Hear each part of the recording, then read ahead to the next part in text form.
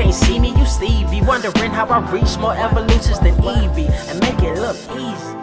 What is up, Earth's mightiest subscribers? It's Blerd without fear. Welcome back to the channel. All right, so today's video, we're going to be talking about X-Men Heir of Apocalypse #2, written by Steve Fox, with pencils by Neto Diaz, inks by JP Mayer and Sean Parsons, and color by Alex Sinclair. This issue has made me feel some weird things, and I don't like it. Okay, so I did a video with the previous one. If you haven't checked it out, you can check it out up here. But in that previous video, I broke down what I felt were like the most probable heirs of Apocalypse, just based on what made the most sense. And then there's Armageddon Girl, the mutant I alluded to earlier as another too obvious choice. But I think she is the one too obvious choice between the two of them that I think would actually make the most sense in terms of narrative direction.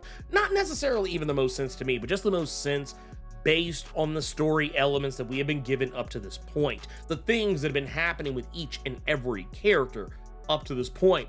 And yeah, I feel like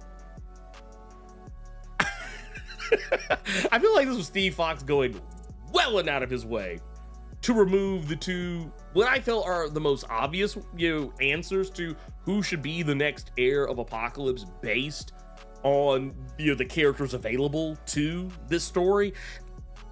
But man, it does definitely feel, it feels like it. Richter and Armageddon Girl both, the two characters who are clearly the best and most obvious choices based on the character development and storytelling they got up to this point, especially considering that in the case of Richter, most of his storytelling was in Excalibur. And while I don't think Excalibur didn't have his readers, I feel like it was a very weird place for that to be the only place we get some of the storytelling development. I feel like it would have been a really good idea to maybe lean into Richter a little bit more. And then you got Armageddon Girl, who most of her storytelling and development was in the Infinity Comics, which I don't have the metrics on this, but I know I wasn't going out of my way to read them.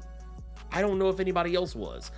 So I thought it was kind of a weird choice to remove these two characters off the playing field. And I only say this because so many of the other characters just don't make any damn sense to be the next heir of Apocalypse. At least, I won't say all of them, but most of them. And in the story, I say that they've been taken off the table, and for one, part of it is to do with Mr. Sinister. Now, Richter and Armageddon Girl are not the only two characters who get yeeted up out of here. We also see the destruction of the characters Monet and Exodus. Exodus has been exodused from the chat, apparently. This is a thing that has happened. And this is at an era where mutant resurrection is not a thing. So I think it's safe to say these characters dying is going to be undone probably pretty quickly, especially when you consider the fact we know Monet is going to show up in Gail Simone's Uncanny X-Men series. So it's like one of those things. It's kind of like with Blood Hunt. It's like, well, we know Blade's going to be all right in Blood Hunt because we just got the announcement that he's going to have a solo series that literally takes place after Blood Hunt coming out in October. It's one of those same things. It's like, my suspension of disbelief cannot be suspended there when you come to that sort of thing. So that said, it's not to say that it's bad. I want to make sure I'm clear. I'm not saying that it's bad. It's just it's weird. I feel like it's a weird choice. Once again, I get why maybe to steer clear. I get why you would steer clear of Richter and Armageddon Girl, despite the fact that I think they're the better options for this, because it's too obvious, and if you go that route, you have no story. I get that. I totally get that. But man, I don't know about the rest of this.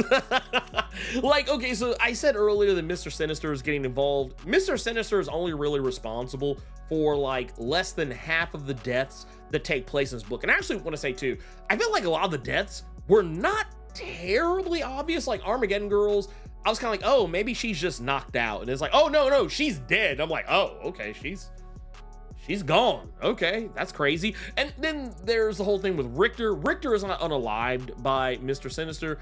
He is unalived by Apocalypse's son, Genocide. And in that instance, I was like, oh, damn, Richter got clapped. And it was a little more obvious because he got blown up. And we know Richter isn't the most, I'm not saying he's weak or anything, but I mean, superhuman durability is not like a thing he's absolutely known for. So, he's labeled as, being sent to the upper room. And then the whole thing with Monet, it is her, for all intents and purposes, also getting unalived by Genocide in an explosion of bioplasma, the same bioplasma that makes up Genocide's body. He's trying to remove his suit so he can unleash it and wipe out everybody. And Monet is trying to hold it shut, and Exodus basically contains Monet in there with the blast, so she ends up dying. So technically, it's actually more Exodus that unalives Monet than it is even Genocide himself.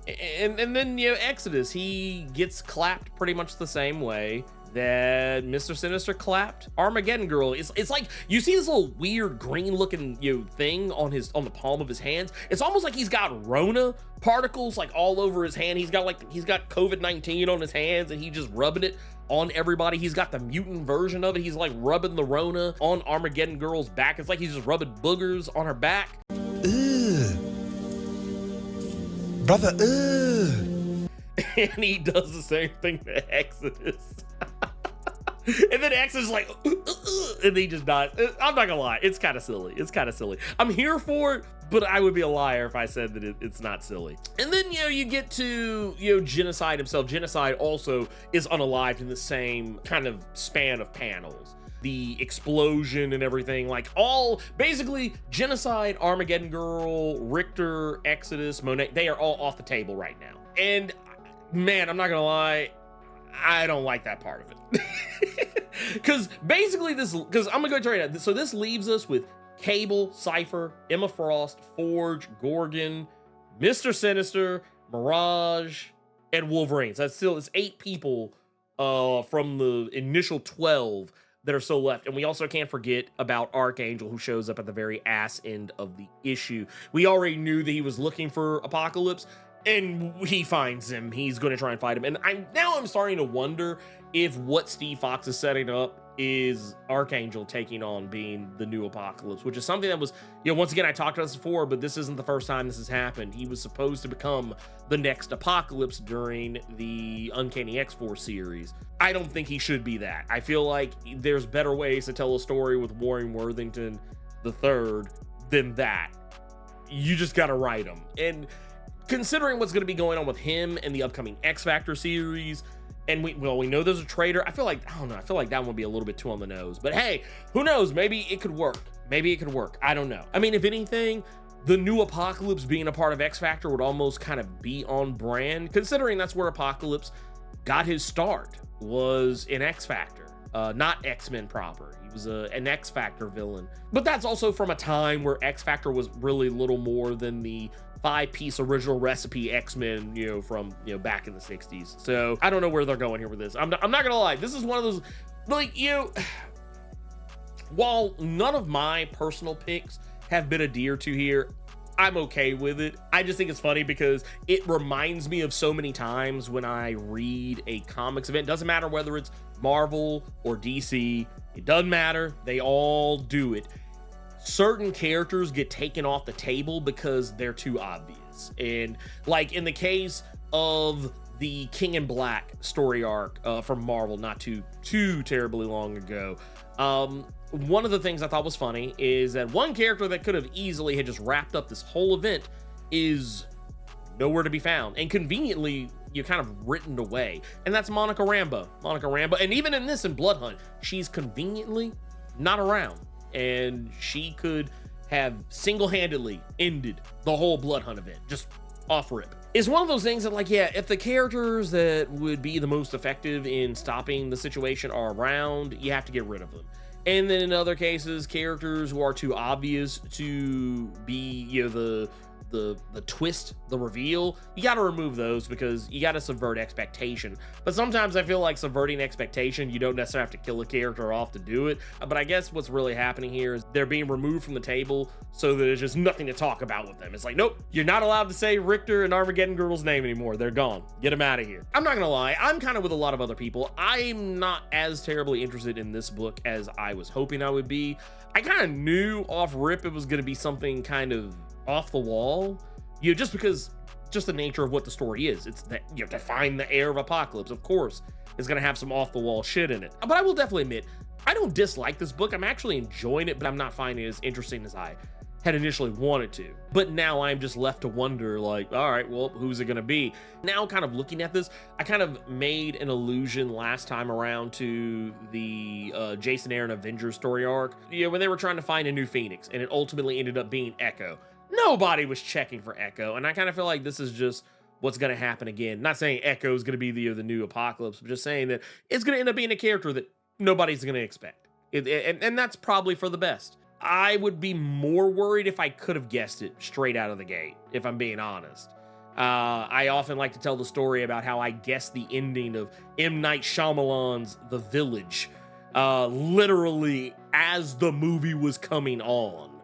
Like, I literally, as they had the screen locked in on a tombstone showing a time and a date of death and a funeral happening, I literally leaned over to my best friend, who is no longer with us, and I said, wouldn't it be funny if this movie does not take place when they say it does? And wouldn't you know who won the pony? So yeah, it's not always a good thing to be right off rip, and it's not cope. it just is what it is. I actually personally would prefer to be surprised, but that also does not necessarily mean that because someone has surprised me that the surprise is always good or great or that I love it 100%. It's like, that's just life.